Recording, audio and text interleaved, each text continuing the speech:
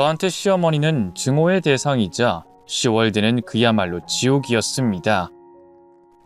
호구 생활과도 같았던 제 시집살이에 대한 이야기를 여러분들께 해드리려고 합니다. 열길 물속은 알아도 한길 사람 속은 모른다고 하더니 연애할 땐 저를 위해 무엇이든 해줄 거라 믿었던 머슴 같은 남자가 결혼을 하고 나니 아이처럼 변해버렸고 갑자기 효자가 됐어요. 연애 시절엔 집에 들어가지 않겠다고 조금만 더 같이 있자며 어머님한테 거짓말까지 하더니 부부가 되니 시어머니에게 매일 안부 전화해 뭐가 그렇게 보고 싶은지 일주일에 2-3번은 시댁에 방문하려고 하더라고요. 이 사람이 어쩜 이렇게 변할 수가 있을까? 혹시나 내가 사기 결혼을 당한 게 아닐까 의심한 적이 한두 번이 아니었다니까요. 100번 양보해서 그럴 수 있다 쳐요. 문제는 그게 아니었어요. 제가 결혼 생활을 하면서 가장 스트레스를 받았던 게 바로 돈 문제였습니다. 남편은 저보다 12살이나 많았어요. 띠동갑 차이였기 때문에 경제적으로 저보다 훨씬 안정적이었고 여러모로 가진 게 많은 사람이었어요. 그에 반해 저는 사회 경험 하나 없는 상태였죠. 취업을 하고 싶었고 사회생활을 하고 싶었지만 남편이 얼른 결혼을 하자며 자기가 알아서 다 책임질 테니 너는 나만 따라오라는 말에 쉽지 않은 결정을 내리게 됐네요. 결혼하고 사회생활하면 되지 싶었는데 막상 결혼을 하고 나니 그럴 기회가 잘 없더라고요. 남편은 늘 저에게 여자가 무슨 일이야, 집에서 살림만 잘하면 됐지 하며 얼른 임신을 하자고 했어요. 살다 보니 어쩔 수 없는 나이차가 느껴졌고 남편이 아주 가부장적인 사람이라는 걸 뒤늦게 깨달았네요. 남편이 나이가 많은 만큼 시어머니 또한 나이가 많으셨기 때문에 생각하는 것 자체가 저와는 많이 달랐어요. 지긋지긋한 시집살이를 겪으면서도 그때는 나이가 어렸고 제 선택이 틀리지 않았다는 걸 스스로 합리화를 했던 것 같아요. 그래서 묵묵히 말 잘 듣고 순종적인 아내이자 며느리로 긴 세월을 버티며 살았습니다. 우리 아들 돈 함부로 쓰지 마라. 어머님이 가장 많이 하셨던 말씀이었어요. 시어머니는 유독 돈에 민감하셨고 그 유전자가 그대로 아들에게 이어졌네요. 네가 이렇게 호강하고 사는 건 전부 남편 덕분이고 너 혼자서 살면 이렇게 넉넉하게 살지 못했을 게 분명하니 항상 시댁에 감사하라는 게 시어머니의 생각이셨어요. 제가 뭘 사잖아요? 그러면 득달같이 물어보셨어요. 못 보던 옷인데? 이거 어디서 났어? 아, 이거 겨울옷이 하나도 없어서 샀어요. 비싸 보이는데 얼마 주고 샀어? 얼마 안 해요. 얼만데? 12만 원 정도. 아이고, 12만 원이 무슨 K 이름도 아니고 그게 얼마 안 하는 거니? 우리 아들은 그 돈 벌려고 상사 비위 맞추며 힘들게 일하는데 나라면 신랑이 옷 사준다 해도 됐다고 하고 그 돈으로 신랑 와이셔츠 하나 사주겠다. 너희 부모가 그렇게 가르치디? 신랑 돈 함부로 쓰라고 가르쳤어? 제가 무슨 브랜드 옷을 쇼핑한 것도 아니고 하도 겨울에 입을 외투가 없어서 고르고 골라 저렴한 걸로 산 건데 그걸 가지고 뭐라고 하시더라고요. 저를 아랫사람 취급하며 마치 아이를 가르치는 듯한 말투로 따박따박 친정 식구 뒷담화를 하시는 게 너무 기분이 나빴지만 그때는 바보같이 가만히 듣기만 했습니다. 처음에는 아들만 일하고 며느리가 집에서 노는 것 같으니 그게 꼴보기 싫어서 그러시나 보다 해서 저도 아르바이트 자리를 구하기도 했는데요. 저도 이제 돈 벌 거라고 어머님께 말씀드렸더니 소리를 꽥 지르시더라고요. 야, 너 고작 몇 푼 번다고 유세 부릴 거면 차라리 일하지 마. 고작 그거 번다고 신랑 밥도 안 챙겨주고 꼴값 떨어댈 게 아주 눈에 훤해. 여자가 집에서 살림 열심히 하고 내조 잘할 생각을 해야지. 밖에 나갈 생각을 해? 너는 어떻게 된 게 네 생각만 하니? 답답해. 이래도 흥, 저래도 흥. 대체 저더러 어쩌라는 건지. 가만히 집에 있으면 빈둥댄다고 잔소리하시고, 살림 열심히 하고 있으면 그따위로 할 거면 집어치우라고 타박하시고, 돈을 벌겠다고 하니 유세 부리지 말고 집안일이나 열심히 하라고 하시더라고요. 그냥 제가 뭘 해도 싫었던 거겠죠. 잘난 아들 등에 빨대 꽂아 호화롭게 살고 있는 얄미운 여우로 보이셨던 게 분명해요. 중간에서 남편이 중재를 잘 해줬으면 이렇게까지 힘들진 않았을 거예요. 남편은 더하면 더했지 절대로 제 마음을 헤아려주는 다정한 사람이 아니었어요. 결혼 내내 생활비를 얼마 받았는지 아세요? 0원 받았다면 믿어지시나요? 남편의 논리는 이런 식이었어요. 쓰고 싶을 때 써. 누가 뭐래? 대신 나한테 말하고 쓰면 되잖아. 투명하게 관리하겠다는 건데 그게 문제야?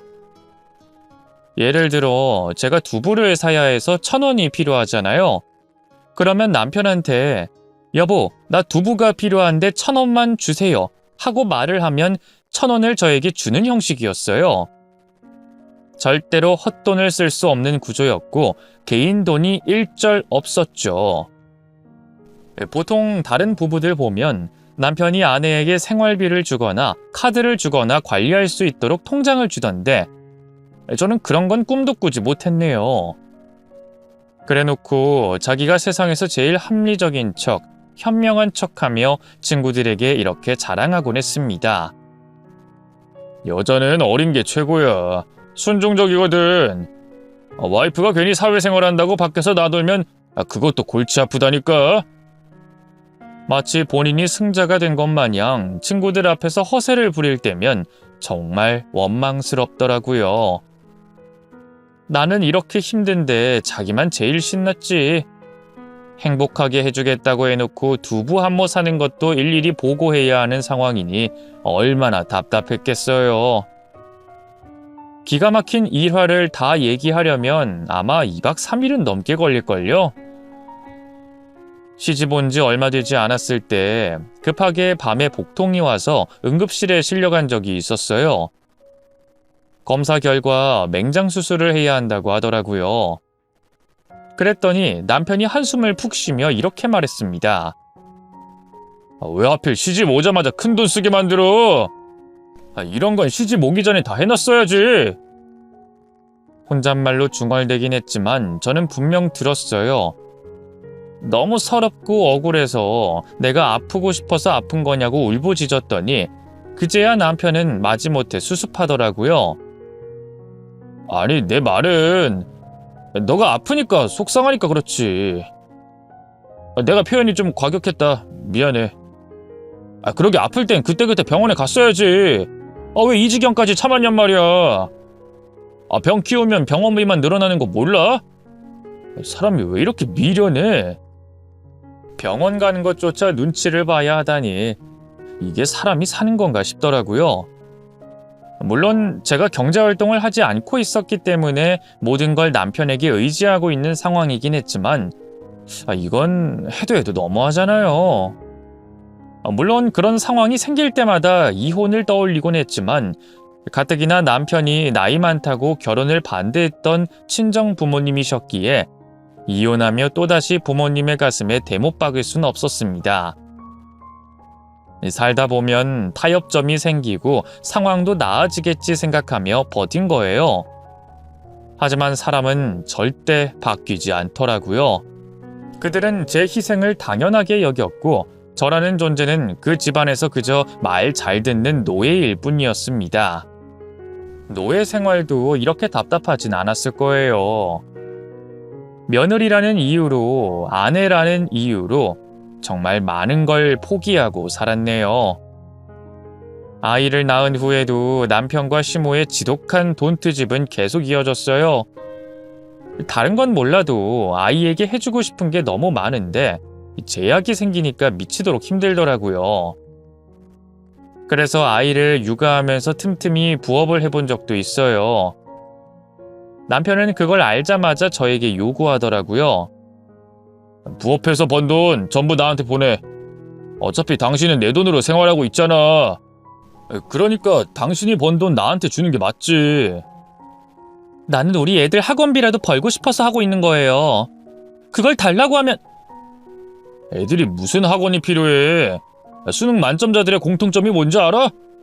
사교육보단 교과서 위주였다는 거야. 괜히 학생들 불안감 조성하는 게 학원들의 상술이라고. 당신은 순진해서 그런 상술에 넘어갈 테지만 난 달라. 그리고 공부 머리도 유전이야. 너나 나나 공부를 잘하는 스타일은 아니었잖아. 유전자가 이런데 우리 애들이라고 뭐 다르겠어? 난 우리 애들한테 한 개 만들고 싶지 않아요.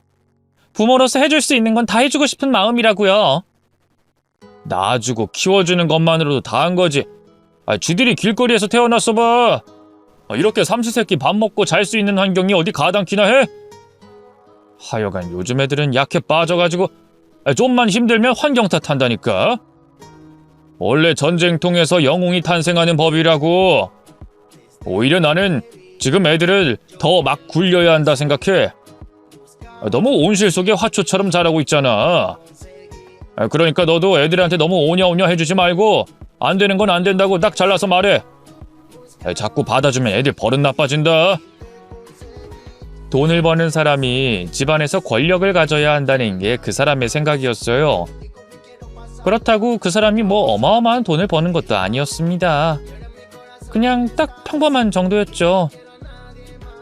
저도 결혼만 아니었다면 어디선가 돈을 벌면서 꽤 자유롭게 살았을 것 같은데 그 인간 때문에 두 손 두 발 묶인 채 살고 있었던 거예요. 전래동화 중에 선녀와 나무꾼 있잖아요. 예전엔 그걸 들었을 땐 아무런 생각도 안 들었는데 결혼하고 나니 그 전래동화가 너무 소름 돋는 얘기인 거예요. 애 낳고 식모로 쓰려고 선녀의 옷을 훔쳐 하늘로 못 가게 하는 거잖아요. 제 상황도 다를 바가 없었어요. 아무런 능력도 없고 경제활동도 하지 못한 채로 그렇게 저는 암울한 인생을 꾸역꾸역 이어나갔습니다. 그래도 자식들 보며 버텼어요. 그렇게 살다 보니 친정 가는 것조차 눈치가 보이더라고요. 남편이 하도 가기 싫은 티를 내길래 제가 혼자 가겠다고 하니 너 혼자 어딜 가냐? 나중에 일 여유로워지면 그때 같이 가. 하며 계속 밀었죠. 그런데 또 시댁은 매주 가야 했습니다. 한 주라도 빼먹잖아요? 그러면 또 득달같이 시어머니께서 연락을 하셨습니다. 주말에 뭐 너희끼리 어디 좋은 데 갔냐? 가족끼리 외식했어요. 뭐 먹었는데? 애들이 고기 먹고 싶다고 해서요. 너는 참 팔자도 좋다. 요즘 외식값이 얼마나 비싼데 신랑한테 그런 데를 가자고 했어? 집에서 밥하는 게 아무리 귀찮아도 그렇지 집에서 놀고 먹는 애가 뭐가 바쁘길래 외식하자고 해? 그리고 밖에서 먹는 음식 죄다 짜고 달고 조미료 범벅인데 그걸 애들한테 먹이고 있어? 평소에 식단을 얼마나 신경 안 썼으면 애들이 외식을 하자고 했겠어? 너는 어째 날이 갈수록 더 성의가 없어진 것 같다? 신랑은 밖에서 발에 땀이 나도록 일하는데 너는 쉴 생각만 하고 있으니 아이고 답답하다 답답해. 됐고 당장 애들 데리고 집에 좀 와. 우리 손주들 밥은 내가 챙겨 먹여야겠으니까. 아들 돈 쓴 것도 싫고 주말에 시댁에 안 온 것도 싫고 며느리가 놀고 먹는 것 같으니 치가 떨리게 싫으신 거예요. 친정집에 한번 다녀오잖아요. 그럼 더 난리 나요. 뭔 친정을 밥 먹듯이가 아니야. 우리 아들 거기 가서 고생만 하는 거 아니냐. 운전하는 게 얼마나 힘든데 주말에 쉬도록 내버려둬야지 왜 신랑을 괴롭히냐. 친정 식구들이랑 가깝게 지내는 거 아니다. 거리를 둬야 한다. 신랑 돈으로 네 부모한테 효도할 생각 추호도 하지 마라. 아주 막말과 잔소리의 콜라보였죠. 늦둥이 막내딸로 태어나 부모님께 사랑받고 자란 저는 결혼 전까지만 해도 동네에서 소문날 정도로 효녀였어요. 그러다가 결혼을 하자마자 소홀해지게 된 것이죠. 저는 그게 정말 죄송하더라고요. 더 잘해드리고 싶었는데 1년에 한 번 가는 것조차 눈치가 보이니 친정엄마와 시간을 보낼 틈도 없었네요. 남편에게 서운하다고 말하면 그럴싸한 논리로 그럼 네가 가자고 하면 되잖아. 내 탓을 하냐? 하며 오히려 저를 저격하더라고요. 친정 한번 갈 때마다 시어머니께 잔소리를 듣는데 그거 하나 제대로 못 막아주면서 아주 기세등등하는 게 꼴보기 싫더라고요. 구두쇠 남편에게 뭘 바라겠어요. 친정엄마 환갑 때 먼저 용돈 드리자는 말도 안 해주더라고요. 그래서 제가 엄마께 좋은 거 하나 사드리고 싶다고 하니 10만 원이면 돼? 하고 묻더라고요. 그래놓고 본인은 큰돈 쓴 것 마냥 으스대는데 말을 말자 싶었네요. 결국 친정엄마 환갑 때는 10만 원 용돈 드린 게 다예요. 친정엄마는 그 돈을 그대로 돌려주시며 네 용돈 해라. 요즘 너무 힘들지? 하시더라고요. 말은 안 하셨지만 친정엄마도 제 상황을 잘 알고 계셨던 거예요. 가뜩이나 자주 뵙지도 못하는데 해드리는 것도 너무 약소하니까 그게 너무 마음에 걸리더라고요. 그래서 그때부터 결심했죠.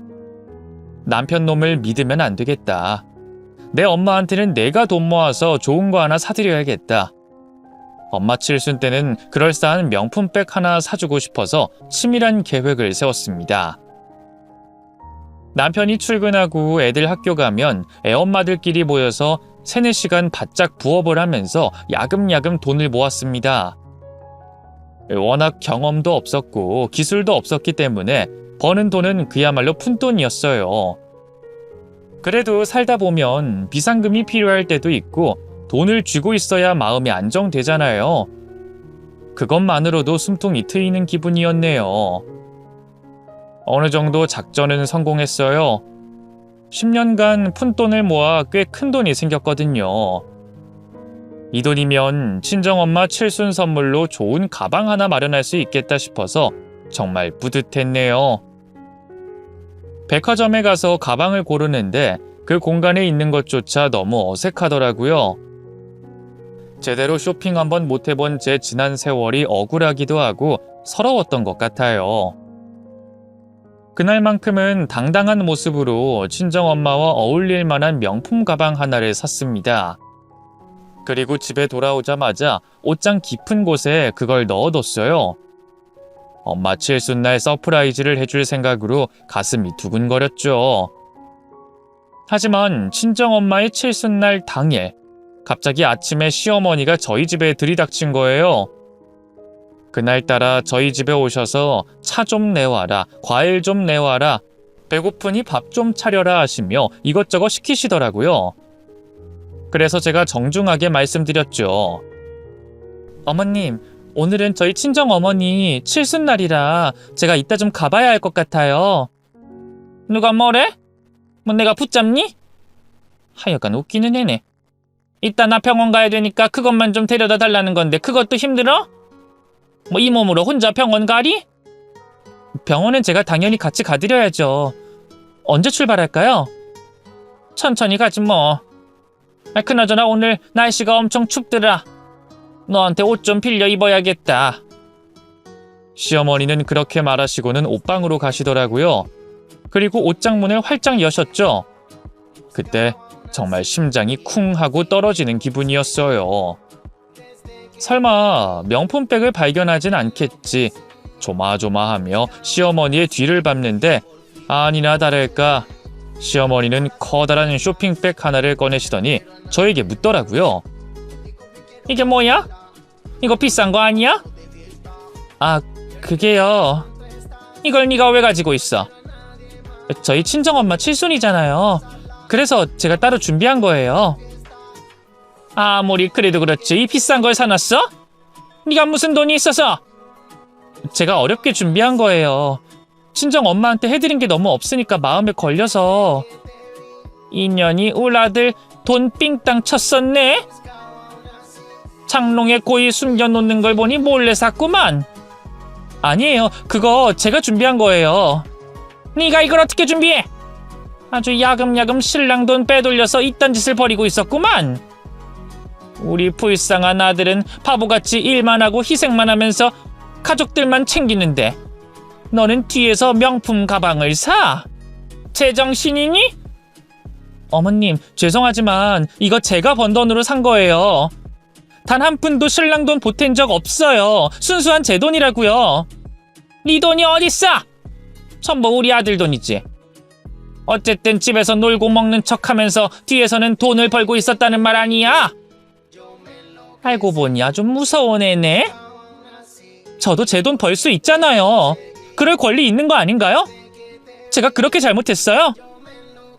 먹여주고 재워주고 입혀준 신랑한테 보답할 생각은 안 하고 남이나 마찬가지인 친정식구한테는 퍼주고 싶더냐?